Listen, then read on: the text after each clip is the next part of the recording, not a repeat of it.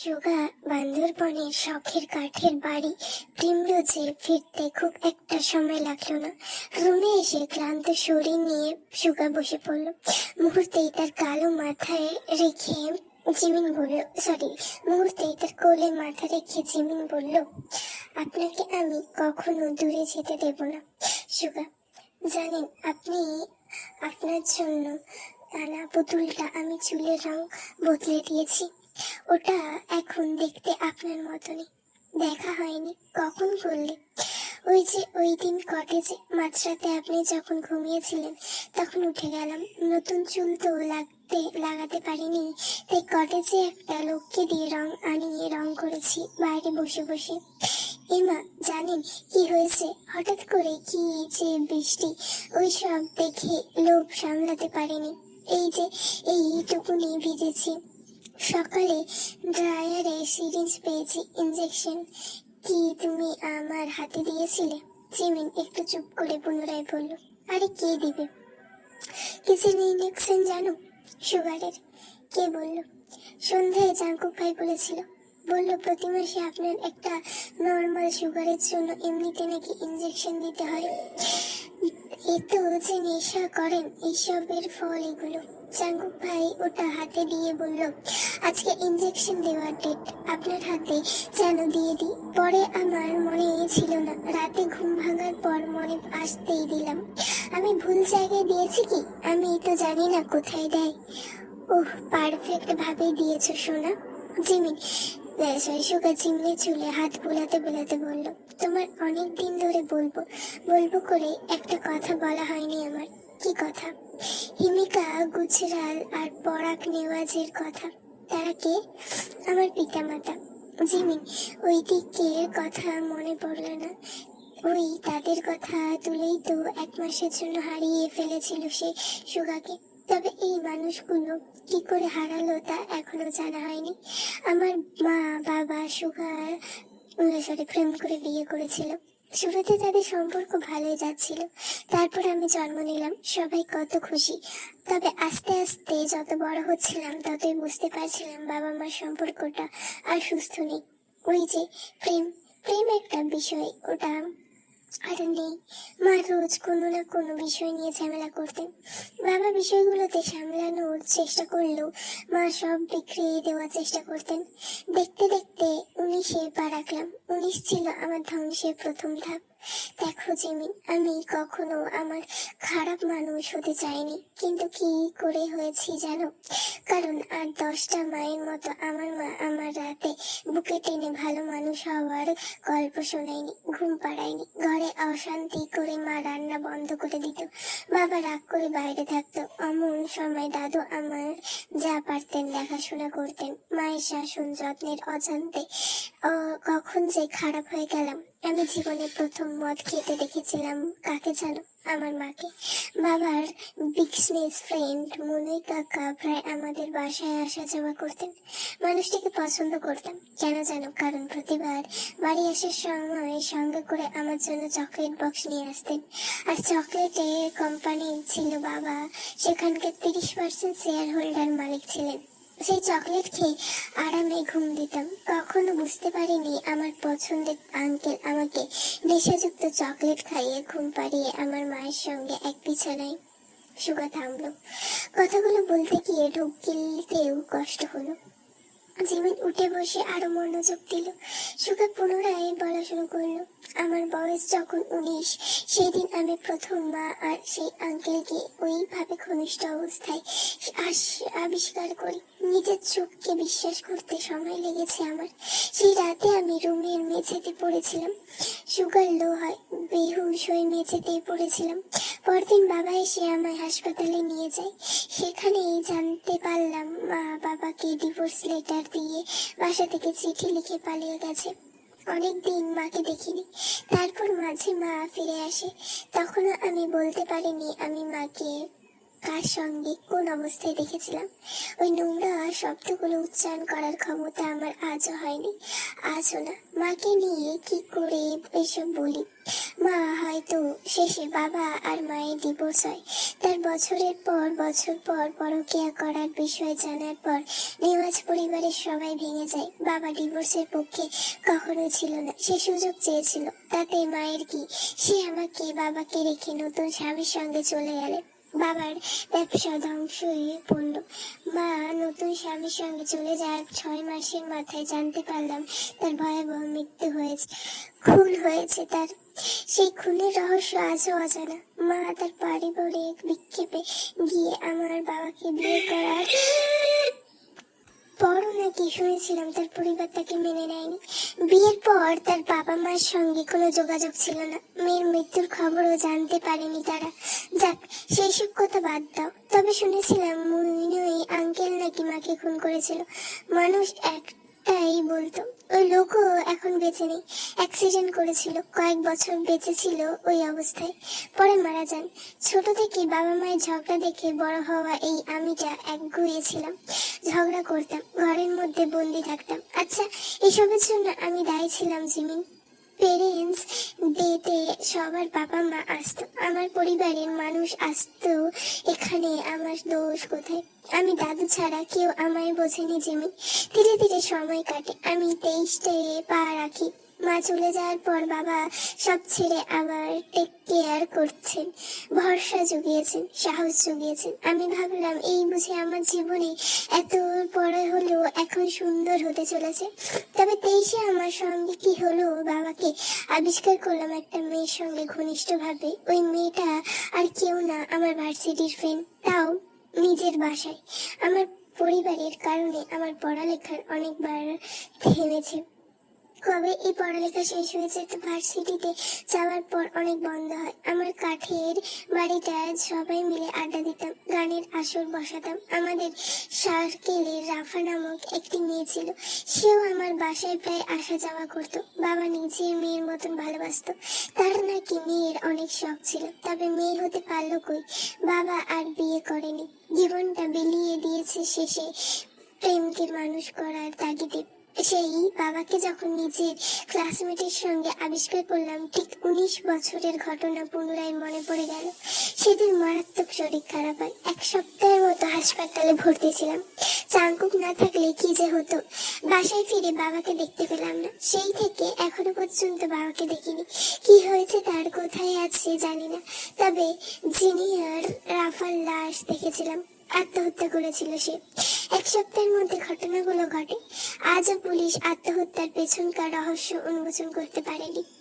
দেখো জিমিন, ওই সবের পর থেকে ভরসা নামক কোনো শব্দই আমি বিশ্বাস করিনি। এসব বিশ্বাস ভরসা করা ছেড়ে দিয়েছি। নেশা বাজে কাজ এত ভয়ে ভাবে লিপ্ত হয়ে যাই জিমিন, এখনো মাঝে মাঝে আমার মাঝে রাতে ঘুম ভেঙে যায়। 19 আর 23 বছরের সেই দুটো দুঃস্বপ্ন আমায় ঘুমাতে দেয় না। আমি ভরসা করব কাকে করব? দেখো, আমি তোমার কাছে কাউকে ভালোবাসিনি, কি করে ভালোবাসতে হয় জানা নেই। আমার ভালোবাসার অনেক ভুল ত্রুটি থাকতে পারে, তুমি অন্তত আমায় ভুলে যেও না। এবার তুমি বিশ্বাসঘাতক করলে আমি নিশ্চয়ই মারা যাব। আমার আর কেউ মৃত্যুর হাত থেকে ফেরাতে পারবে না জিমিন। মনের সঙ্গে যুদ্ধ করে তোমায় ভালোবেসেছি, আমার যুদ্ধে হারিয়ে পরাজিত সৈনিক সাব্যস্ত করো না। সুগা জিমিনকে শক্ত করে জড়িয়ে ধরলো। এক মুহূর্তে যেন অন্য এক সুগাকে আবিষ্কার করলো। এত ভয়ঙ্কর শৈশব, এই ট্রমা এখনো লোকটিকে মেরে খাচ্ছে। এসব যদি জিমিন একবার জানতো, তাহলে সেই দিন রাতে কখনো সুগাকে ওইভাবে কষ্ট দিয়ে কথা বহুগুলো বলতো না। আসলে মানুষ এমনি এমনি খারাপ হয় না, খারাপ হওয়ার জন্য কারণ থাকা লাগে। সুগার মতো চিমিনের চোখেও জল। সে সুগাকে বুকের মাঝে জড়িয়ে ধরে বলল, আপনাকে ছাড়া আর মানুষকে বরণ করার মৃত্যুবরণ করার সমান কথা। আমাদের বিচ্ছেদ এপারে হচ্ছে না, ওপারের কথা জানি না, তবে ওপারে একটা সুযোগ পেলে আমি চাই আপনার আবার দেখা হোক আমার সাথে। আমরা আবার প্রেম পেয়ে পড়ি একে অপরের, আবার বিবাহের মিষ্টি বন্ধনে আবদ্ধ হই। সুগা বাচ্চার মতো গুটিয়ে নিয়ে পুনরায় বলল, তুমি জানো আমি পাপী হয়ে জন্মাইনি। আমি এক সময় বিশ্বাস করতাম ভালোবাসা মানুষকে খোদার কাছাকাছি নিয়ে যায়, কিন্তু এখন বুঝি খোদা হয়তো হাসেন যখন কেউ এমনটা ভাবে। তবে তোমায় ভালোবেসে আমি আবার বিশ্বাস করতে চাই।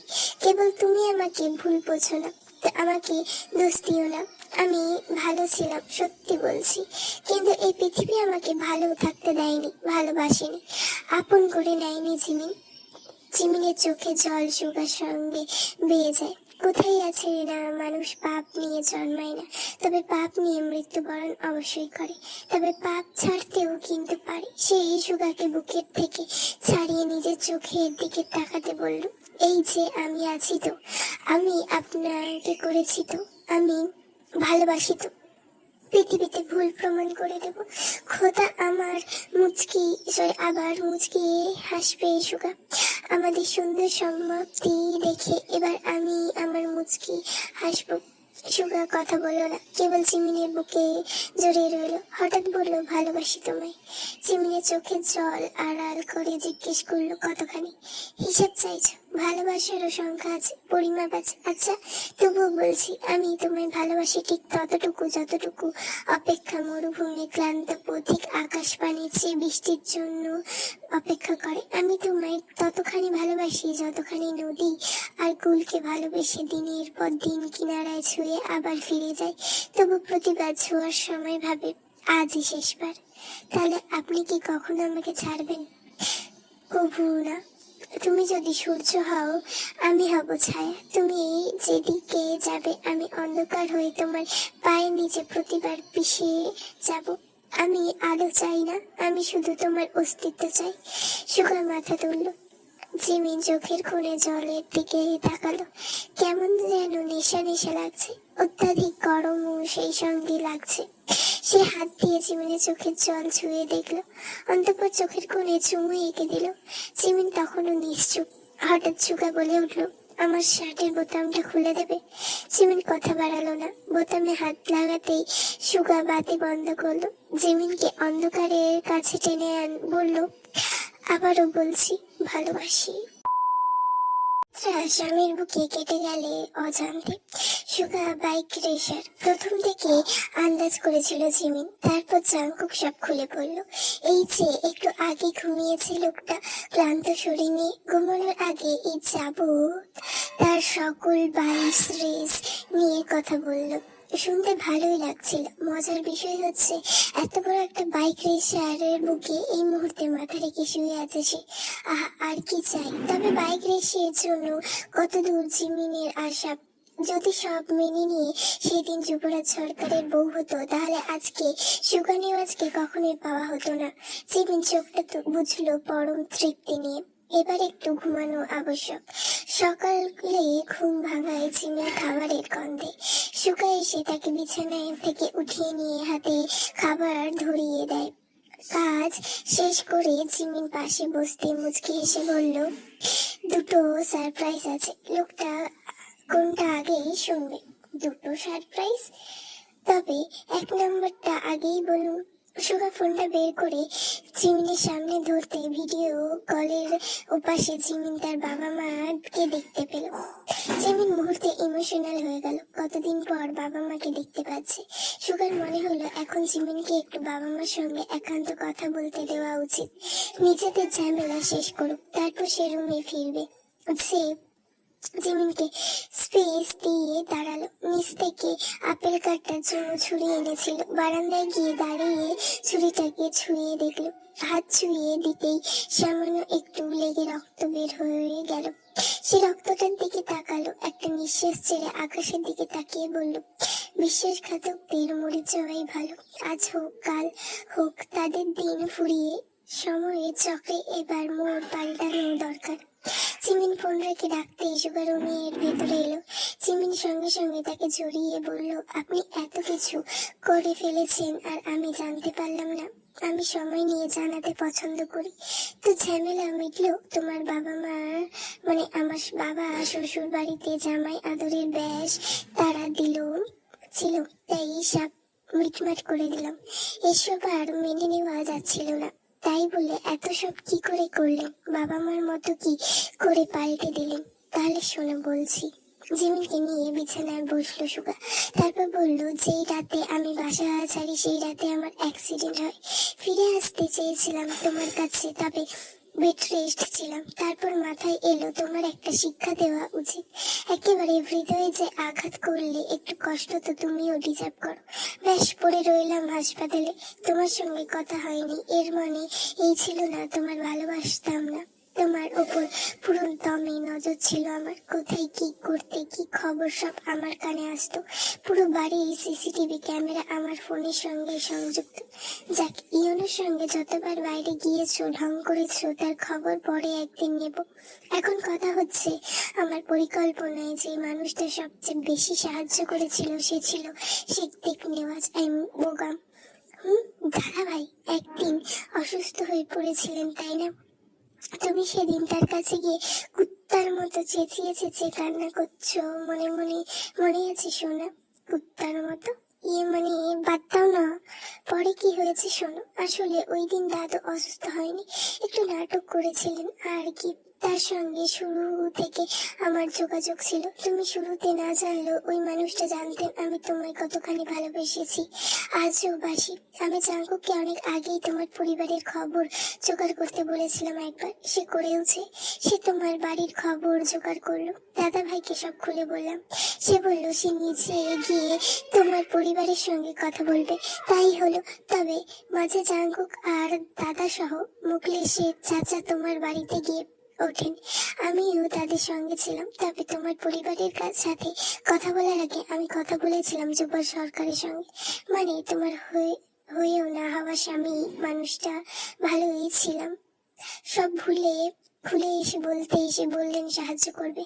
যদিও ক্ষোভ ছিল তোমার প্রতি, সম্মানটা নষ্ট করে পালিয়েছো। তোমার বাবা মা নাকি অনেকবার তোমাকে খুঁজে দেওয়ার জন্য সাহায্য চেয়েছিল তার কাছে। সে মুখে সাহায্য করবে বললো, পরে তা করেনি।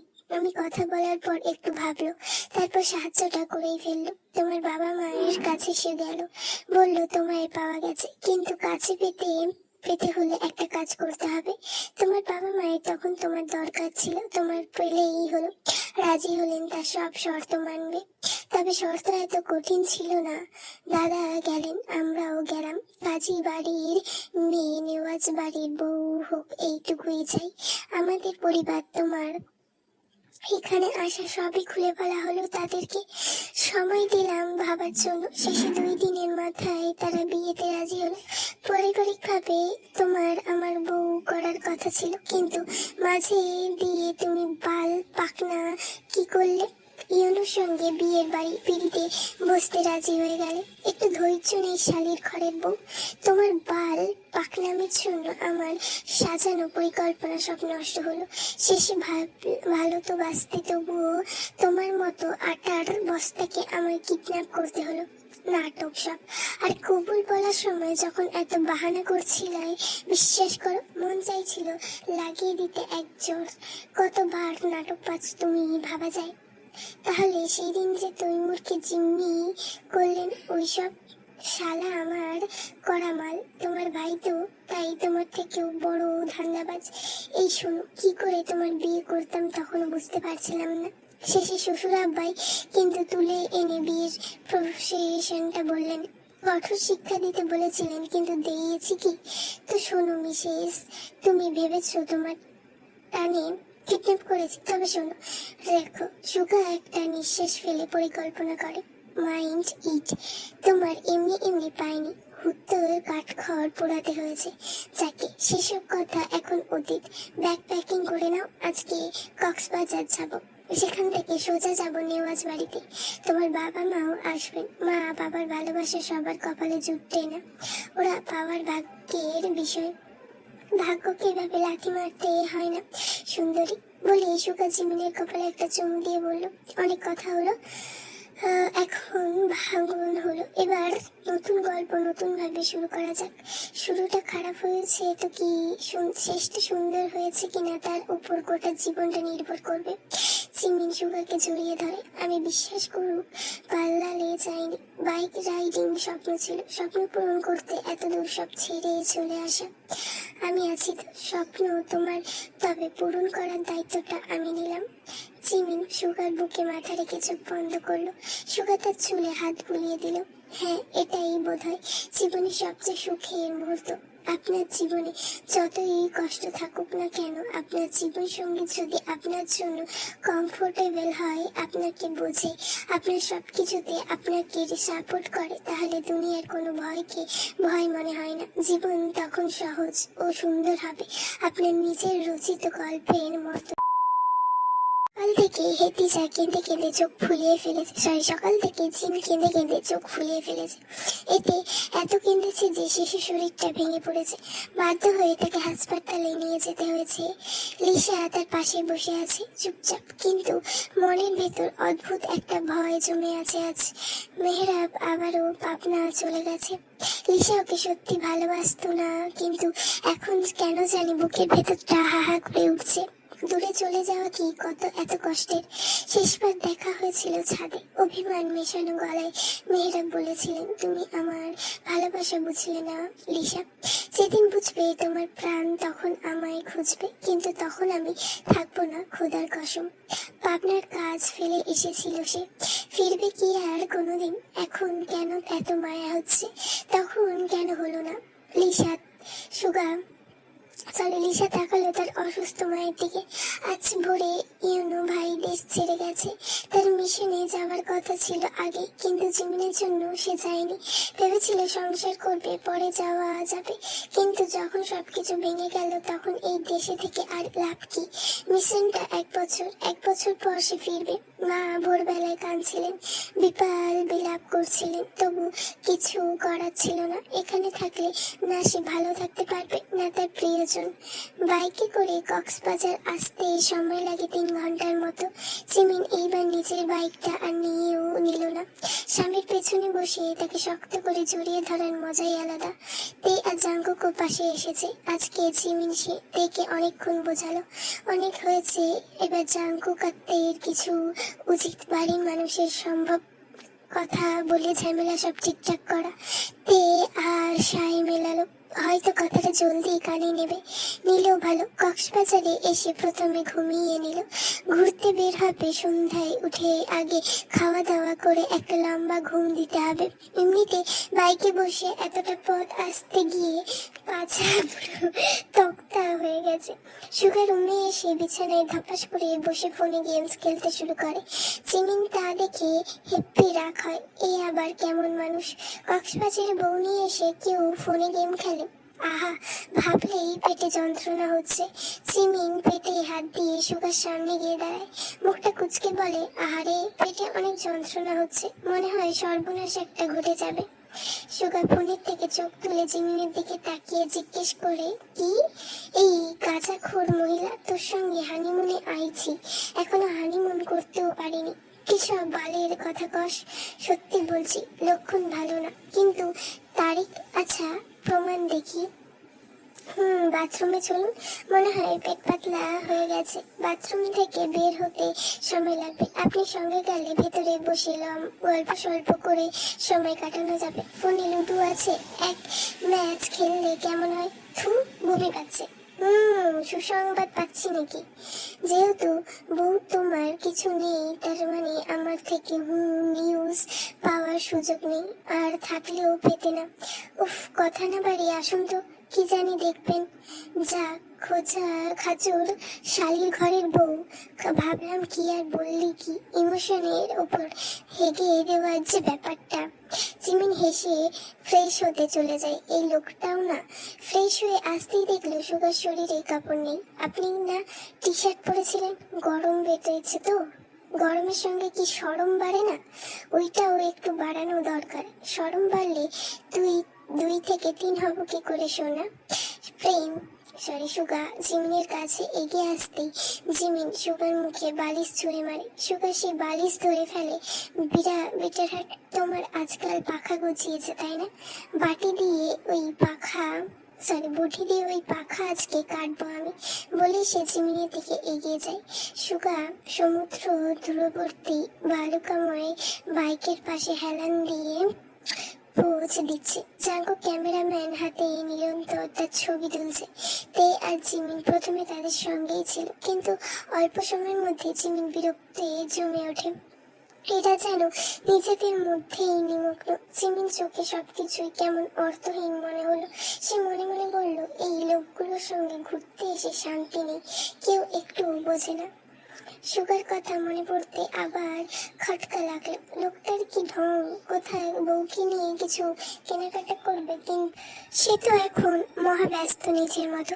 কক্সবাজারে যাওয়ার আগে চিত্রাকে একবার কল করেছিল জিমিন, কারণ সেই দিন মেয়েটা বলেছিল ইতালি থেকে আসবে বাংলাদেশে, কিশোরগঞ্জ এলাহি বাড়িতে যাবে, সেখানে থেকে কক্সবাজার আসবে। ইস, সে এলে তো মজাই হতো। কিন্তু চিত্রাকে কল করার পর সে জানালো সে আসছে না। শুনে মনটা খারাপ হয়ে গেল। সমুদ্রের তীরে কিছুক্ষণ এক সময় কাটালো জিমিন। জাঙ্কুক থেকে ডাক দিতে এসে চলে গেল। জিমিন কিছুক্ষণ একা সময় কাটাবে বলে ঠিক করলো। চারপাশে একবার সুগাকে খোঁজার চেষ্টা করলো, সে নেই। এই তো একটু আগেও ছিল। সুযোগ পেয়ে জিমিন আরো খানিকটা সময় সমুদ্রের পাড়ে কিছুক্ষণ একা থাকার সিদ্ধান্ত নিল। সবে চলে গেল, সে দাঁড়িয়ে রইল নিঃশব্দ ঢেউয়ের মুখোমুখি। নীল রঙের গাউনে জিমিন যেন সমুদ্রের রঙে মিশে গেছে। হালকা বাতাসে তার চুল উঠছে, সূর্যের আলো রেখা গাউনের ভাঁজে ছিলে দিচ্ছে। পায়ের নিচে ভেজা বালি স্পর্শ, সামনে নীল অসীম জলরাশি। চারপাশে একবার সুগাকে খোঁজার চেষ্টা করলো সে, কোথাও দেখা গেল না। অথচ এই হলো কিছুক্ষণ আগেই ছিল, হাসছিল, কথা বলছিল, এখন সে নেই। শুধু সমুদ্রের গর্জন আর জিমিনের চোখে নিস্তব্ধতা। মুখোমুখি দাঁড়িয়ে রইল একে অপরের। হঠাৎ পিছনে একটা গলা ভেসে এলো, আপা গোলাপ নেবেন? এইটা আবার আপনার জন্য। জিমিন বাচ্চা ছেলেটির দিকে তাকালো। জিমিন ফুলের দিকে তাকে জিজ্ঞেস করলো, কে দিল? একটা ভাই দিছে। জিমিন ফুলটা নিয়ে আরো একবার চারপাশে তাকালো। নিশ্চিত সুগা দিয়েছে, সে কথায় জানে। রুমা নাম্বার 102-এ ফুল দিয়া কইল, আপনারে কইবা রুমে আইতে 102, কিন্তু আমাদের রুমের নাম্বার তো মেবি ওইটা ছিল না। জিমিন হোটেলের দিকে পা বাড়াবে এমন সময় তার ফোনে একটা কল এলো। নাম্বারটা অচেনা। রিসিভ করতেই উপাস থেকে একটা গান ভেসে এলো, প্রেম আমার, ও প্রেম আমার। জিমিন বার কয়েক হ্যালো বলল, কিন্তু উপাস থেকে কোনো সাড়া আসেনি, শুধু নীরবতা। তারপর হঠাৎ লাইন কেটে গেল। ফোনের স্ক্রিনটা নিভে যেতেই যেন চারপাশের আলোয় ম্লান হয়ে গেল। মুহূর্তেই জিমিনের বুকের ভেতরটা একটা ধাক্কা বাতাস বয়ে গেল, ঠান্ডা বাতাস। হোটেলের করিডোরটা এখন প্রায় ফাঁকা। মেঝেতে পুরো কার্পেট, নরম আলোয় দেওয়ালগুলো দম বন্ধ হয়ে আছে। জিমিন ধীরে ধীরে এগিয়ে গেল, তার পায়ের আওয়াজটাও গিলে নিচ্ছে এই নিস্তব্ধতা। Room number 102। দরজার সামনে এসে এসে থেমে গেল। ঠিক তখনই এক মুহূর্তে নিস্তব্ধতা ছিঁড়ে ওঠে এলো একটা মেয়ের চিৎকার। চিৎকার একেবারে তীক্ষ্ণ কাটার মতো ছিল। মনে হচ্ছিল দেওয়ালের ভেতরে কোথাও কেউ যন্ত্রণায় ফেটে পড়েছে। জিমিন হঠাৎ স্থির হয়ে গেল। বুকের ভেতর ধকধক শব্দে শিরা উপশিরা টানছে তার। চোখ তুলে চারপাশে তাকালো।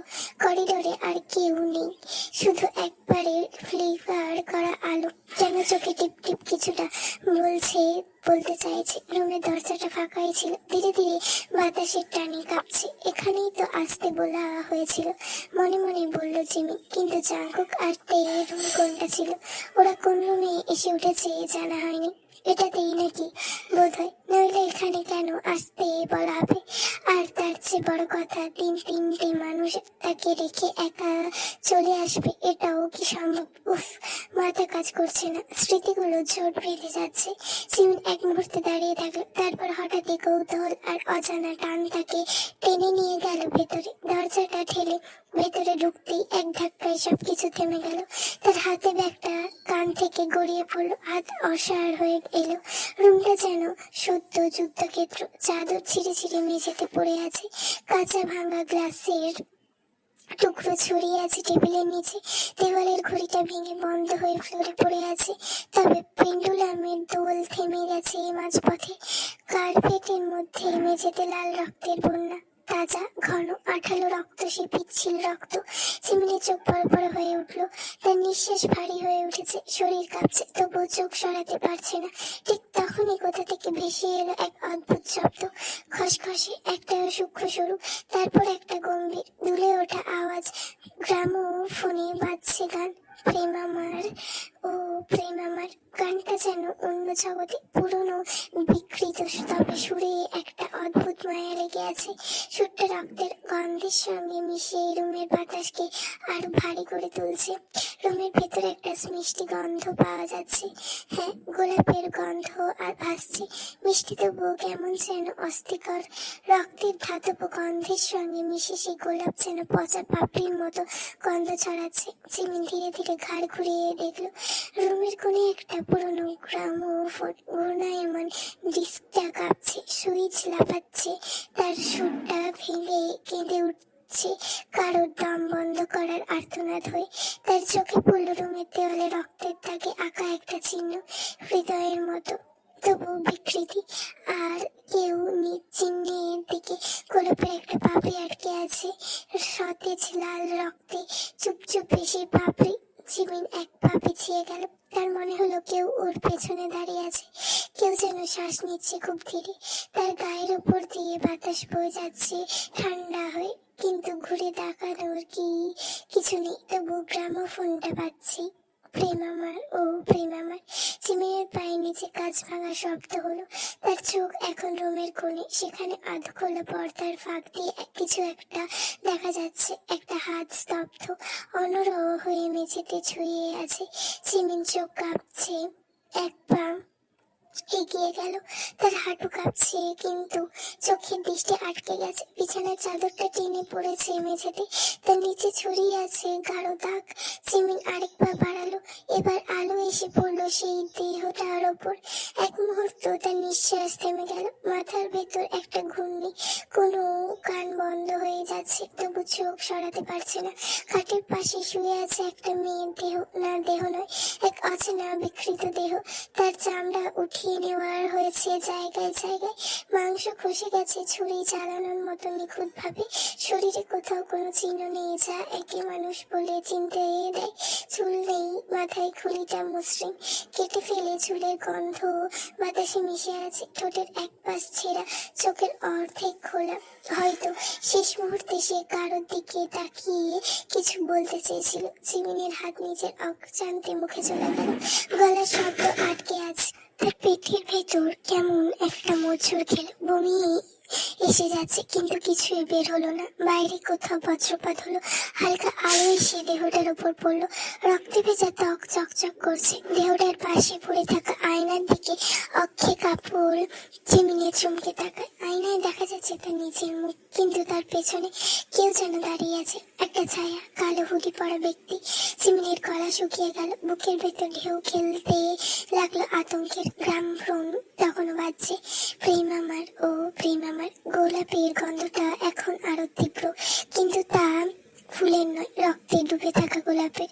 হুড়ি পড়া লোকটি এবার আলতো করে পেছন থেকে জিমিনের দুধ নিয়ে চেপে ধরলো, হাতে তার ধারালো একটা ছুরি। জিমিন ততক্ষণে ট্রমায়, এত কিছু দেখে মাথা এমনিতেই ঠিক নেই, আশেপাশে সবকিছু তার কাছে ভারী লাগছে। লোকটা হঠাৎ আয়নার দিকে তাকিয়ে জিমিনের গলার কণ্ঠনালী বারবার চাকু ধরে বলল, তুমি প্রতারণা করেছো। প্রতারকদের আমি চেয়ে ছাড়ি না। গলার স্বরটা ভনভন করে, ভারী হয়ে কানে এলো। কে বলছে, কি বলছে বোধগম্য হলো না, তবে একবার খুব কাছে কেউ মনে হলো। হঠাৎ লোকটি হাসলো, ছুরিটা শক্ত করে ধরে পড়ল, প্রেম আমার ও প্রেম আমার। শুরু করার আগে আমি কিছু বলতে চাই, সেটা হচ্ছে লেখিকা নিজেও এইখানে সতর্ক একটা বার্তা দিয়েছে, যেটা আমি বলতে চাই। এই পর্বে লেখিকা নৃশংস খুনের বর্ণনা করেছে। যদি কেউ এরকম সিন শুনতে না চাও বা এরকম দৃশ্য কল্পনা করতে না চাও, তাহলে আমি বলবো এই পার্টটা, এই অংশটা তোমরা একটু স্কিপ করেছো। আর যারা শক্ত হৃদয়ের মানুষ, যারা শুনতে পারবে, তারা অবশ্যই এই পার্টটা শোনো। একটা রোমাঞ্চকর থ্রিলার অনেক কিছুই এখানে থেকে জানতে পারবে এবং লেখিকা যে বর্ণনা করেছে। সো গল্পে ফেরা যাক। জিমিন পেছানোর চেষ্টা করলো, যদিও এই চেষ্টা বৃথা, কারণ শরীরটা অনেক আগে ছেড়ে দিয়েছে। লোকটা তাকে এবার পেছন থেকে আরো শক্ত করে ধরলো। গলা থেকে ছুরিটা ধীরে ধীরে নেমে এলো জিমিনের বাহুতে। ঠান্ডা বরফের মতো শীতল তার প্রতিটি স্পর্শ। আচমকা চামড়ার ভেতর দিয়ে ধাতব ফলা ঢুকে গেল মসৃণ ভাবে। রক্ত প্রথমে ক্ষীণ রেখায় বেরোলো, তারপর এক ধাক্কায় গড়িয়ে পড়লো নিচে। জিমিনের চোখ ঝাপসা, শরীরে জমে আছে চিৎকার শব্দ, আর গলায় আটকে আছে তার কানে এখন কেবল নিজের হৃদয়ের ধ্বনি, ধক ধক ধক ধক করে বাজছে। লোকটা কোনো অনুভূতি ছাড়াই ছুরিটা টেনে বের করলো, তারপর ধীরে ধীরে উঠে গেল পাশের সোফায় গিয়ে বসে পড়লো। সবকিছু যেন স্লো মোশন হয়ে গেল। সোফার চামড়ার শব্দ, ঘটির ঘর্ষণ, ছুরির ব্লেডে লেগে থাকা রক্তের চিকচিকে ঝলক, সব মিলে ভয়কে বাস্তব করে তুলছে। আশেপাশে ঘোরাটে, লোকটার মুখে কোনো কথা নেই। সে শুধু একবার মাথা আঘাত করলো, হয়তো জিমিনের প্রতিক্রিয়া দেখছে। চোখ দুটো স্নান গ্লাসের আড়ালে হারিয়ে গেছে। জিমিন বুঝতেই পারছে না ওর ভেতরে কেউ আছে কিনা, নাকি শুধুই অন্ধকার। হাতের রক্ত গড়িয়ে ঝরছে মেঝেতে। লোকটা সেই মৃতদেহের সামনে কুঠার নিয়ে বসলো। বিভৎস শরীরটিকে আঘাত করতে কুঠারের ভারী আঘাতে মাংস আর হাড়ের ফাঁক দিয়ে ছিটকে পড়ছে গাঢ় রক্ত। প্রতিটি আঘাত করে প্রতিধ্বনি হচ্ছে চ্যাক চাকাক চাকাক শব্দ তুলে। জিমিনের কোণে কানের দিকে ঘুরিয়ে বসে আছে। মুখের রং তার ফ্যাকাশে হয়ে গেছে। চোখের সামনে যা দেখছে সেটা বাস্তব কিনা বুঝতে পারছে না। হঠাৎ লোকটা হাত থামিয়ে তার দিকে তাকায়। মুখ কালো, হুডি টানা, ঠোঁটে বিকৃত এক হাসি। একবার তোমার পালা জিমিন, দরজা খোলা আছে, পালাও, খুব ফাস্ট। এক মুহূর্ত স্থগিত হয়ে গেল জিমিন। গলার ভেতর থেকে এক ধরনের গা গোলানো শব্দ বের হলো। উহ বলেই সে বমি করে ফেলেছে। রক্ত ভেজা মেঝেতে। লোকটা হাসলো, আনুমানিক সেই হাসি। জিমিন হেঁচড়ে পিছনে লাগলো, হাত পা কাঁপছে। ঠান্ডায় মেঝেতে গড়াতে গড়াতে একবার দেওয়ালে ধাক্কা খেলো, তারপর মরিয়া হয়ে উঠে দাঁড়াতে তার পায়ের তলায় পিচ্ছিল রক্ত। একবার পিছলে পড়তে পড়তে সামনে নিল, তারপর বুক ধর ধর করতে সে ছুটলো দরজার দিকে। পেছনে শোনা গেল সেই ভয়ঙ্কর কণ্ঠটা, দৌড়াও জিমিন, যতক্ষণ পারো। জিমিন এক মুহূর্তে ভেঙে পড়লো, তবু বাঁচাও বিকৃতি তাকে টেনে তুললো। সে এক ঝটকায় উঠে দাঁড়ায় দরজার দিকে দৌড় দিল। দরজা এবার খোলা, কিন্তু করিডোরে বের হয়ে সে থমকে গেল। হোটেলটা কি রূপ বদলে ফেলেছে। সব করিডোর এরকম, আলো নিভিয়ে এসেছে। কোথাও কোথাও লাল এমার্জেন্সি লাইট টিম টিম করছে। জিমিনের মাথা পুনরায় ঝিমঝিম করছে, শরীর দুর্বল, তবু সে দৌড়াচ্ছে। ডান দিকে একটা মোড়, তারপর আরেকটা, কিন্তু প্রতিবারই সে ফিরে আসছে একই জায়গায়। একই কার্পেট, একই দরজাগুলো, একই নাম্বার, জিমিন 102। জিমিন থমে গেল, হাঁপাচ্ছে, রক্তে হাত ভিজে গেছে। এসব কি? তার নিজের রক্ত। দেয়ালে ঠেকাতেই রক্তের দাগ ছড়িয়ে পড়েছে। তার চোখে জল, ভয়, বিভৎস এক কাকার। সে ফিসফিস করে বলল, আমি কোথায়? আমার রুম কোনটা?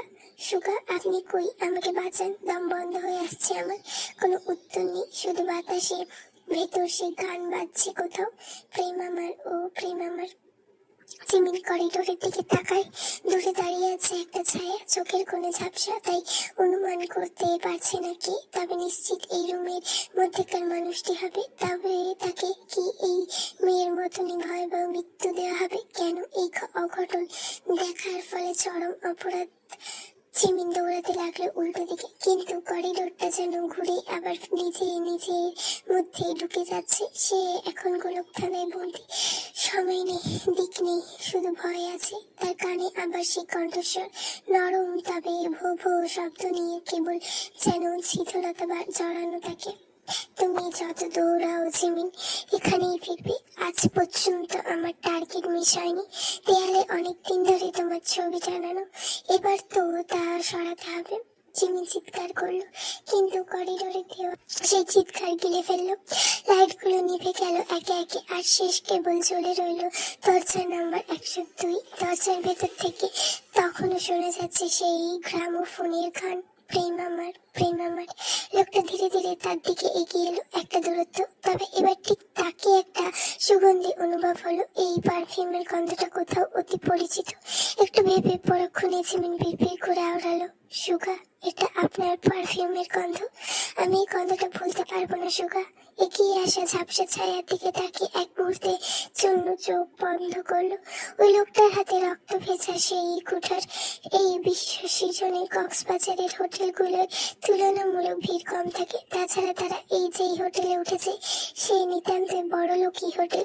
সব মানুষ এর ফোন করতে পারে না, তাই মানুষ ভাবনা থেকেও এখন কম তার ঘড়ির কাফ কাটার সেই সময় উলছে লাগলো।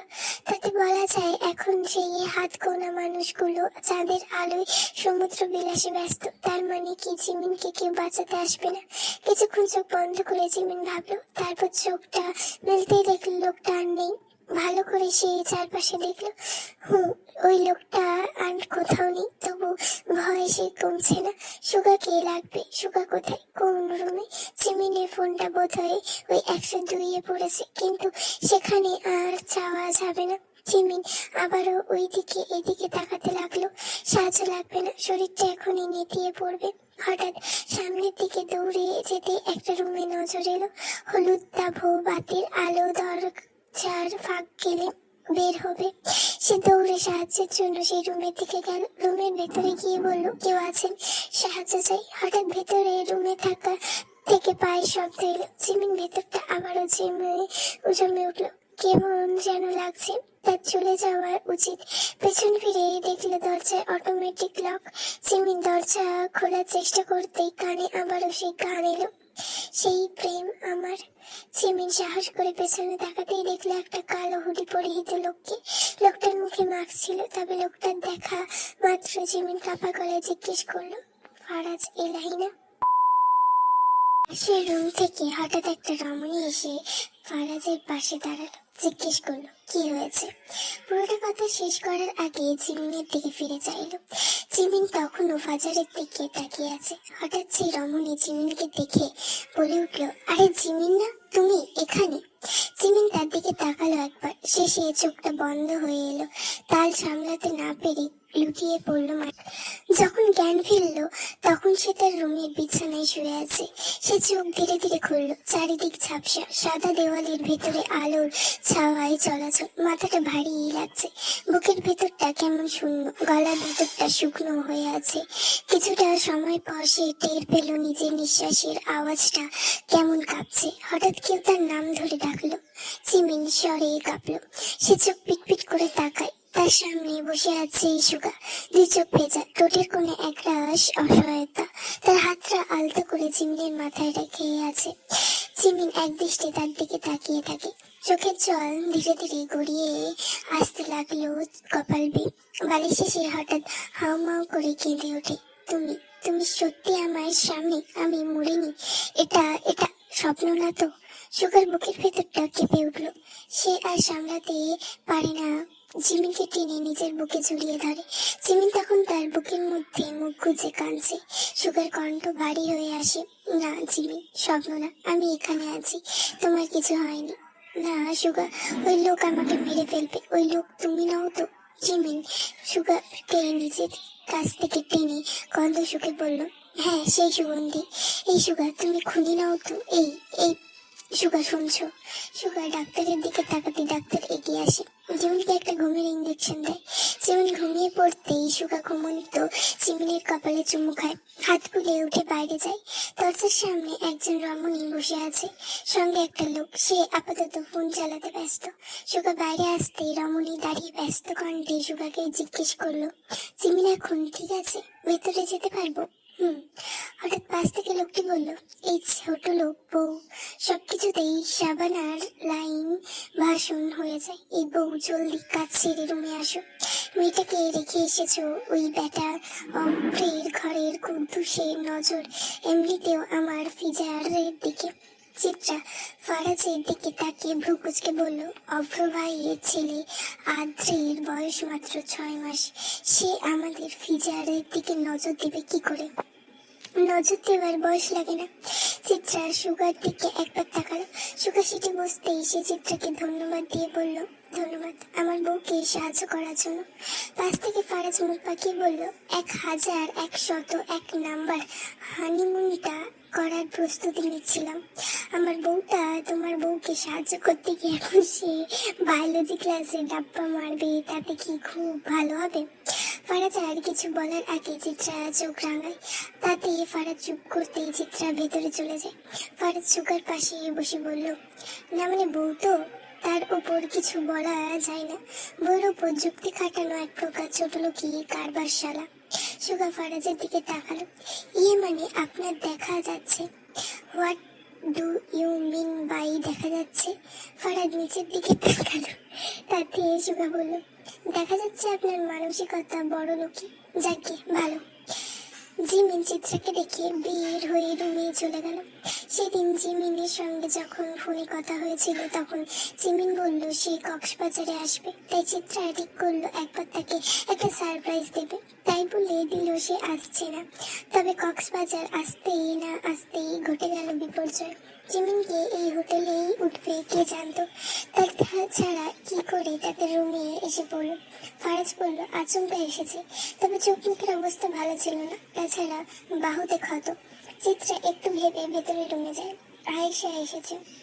মেয়েটা বাচ্চা সামলাতে পারে না। আদ্রা কান্না করতে তা দেখে অভ্র বলে উঠল, ঘরনি বাচ্চা একটাই সামলাতে পারছো না, তাহলে ছোটটার জন্য বোন কি করে আনবো? তোমার কষ্ট হচ্ছে, যাকে এত কষ্ট মেনে নিতে পারছি না। এক কাজ করি, বাচ্চাটা সামলানোর জন্য আরেকটা বিয়ে করি। সরকার ভাইয়ের বাচ্চা।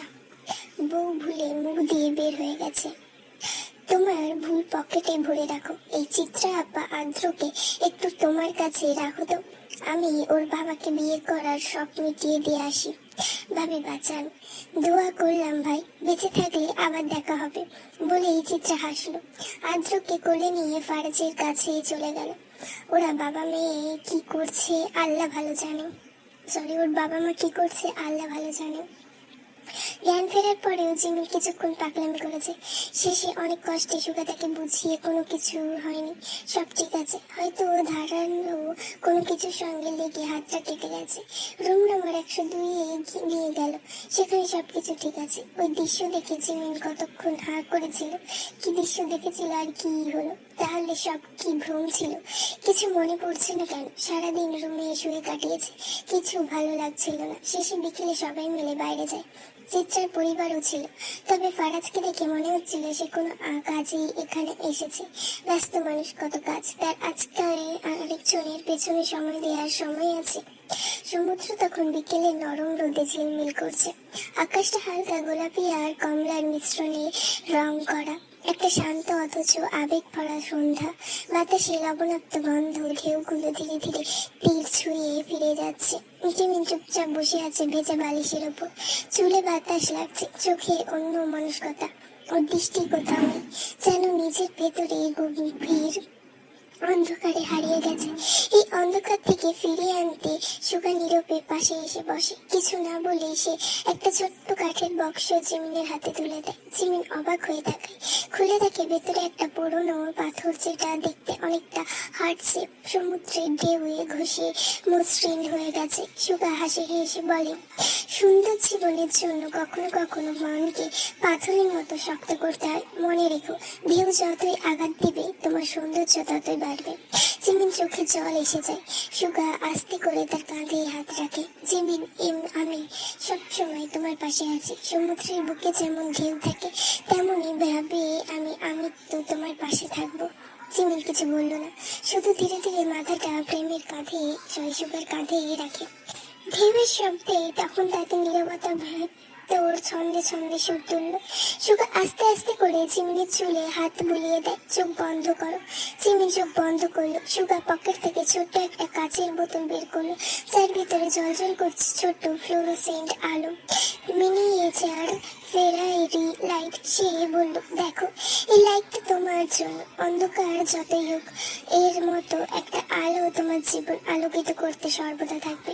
তোমার ভয়কে এই আলো ছুঁয়ে যাক। চিমিন চোখ তুলে তাকায়। ওর ঠোঁটের কোণে এক টুকরো নিঃশব্দ হাসি ফুটে ওঠে। সুগা তখনই পুনরায় বলে, এবার তুমি চাইলে আমরা হাঁটতে পারি, শুধু ঢেউয়ের শব্দে, কোনো কথা নেই, আজ আর কোনো ব্যথা নেই, শুধু সমুদ্র আর আমরা। তারা দুজন ধীরে ধীরে হাত ধরে হাঁটতে শুরু করলো।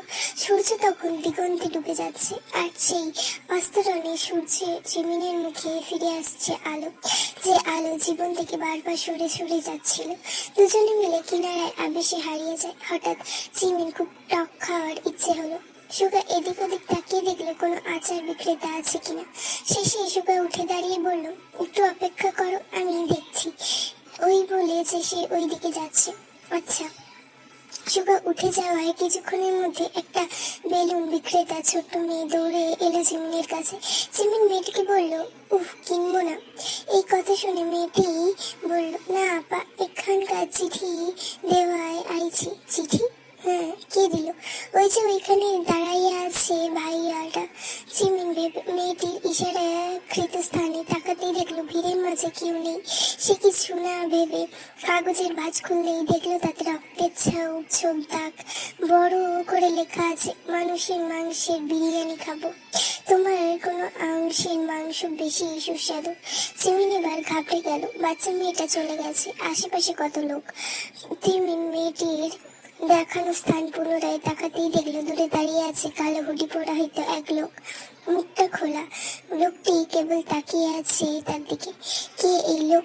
তার উদ্দেশ্যটাই বা কি? যদি ভালো লেগে থাকে তাহলে like, comment, share and subscribe. যদি কোনো ভুল ত্রুটি হয় ক্ষমাশূন্য দৃষ্টিতে দেখবেন, আর ভুল হলে সেটা আমাকে একটু ধরিয়ে দেওয়ার চেষ্টা করবেন। আর like, comment, share and subscribe please. তোমাদের এইটুকুনি ভালোবাসাই আমার দরকার।